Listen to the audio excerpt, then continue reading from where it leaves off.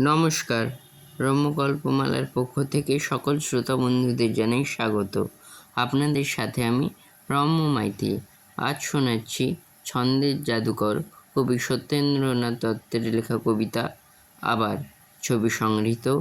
কবিতা পাঠে আমি রম্য মাইতি। আজকের কবিতা আবার। সেদিন আবার ফুটবে মুকুল, সেদিন আমায় দেখতে পাবে। ফাগুন হাওয়া বইলে ব্যাকুল থাকবো দূরে কোন হিসাবে। আসবো আমি স্বপন ভরে, গভীর রাতে ভুবন পরে। হাসবো আমি জ্যোৎস্নার সাথে, গাইব যখন কোকিল গাবে। তোমরা যখন কইবে কথা, শুনবো আমি শুনবো গোতা।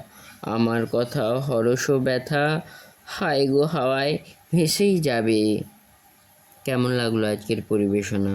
কমেন্ট বক্সে অবশ্যই লিখে জানান। কবিতাটি ভালো লাগলে লাইক এবং শেয়ার করতে ভুলবেন না। পরবর্তীকালে নানা সাথের গল্প কবিতা শুনতে এখনই আমার চ্যানেলটি সাবস্ক্রাইব করে পাশে থাকুন। ধন্যবাদ।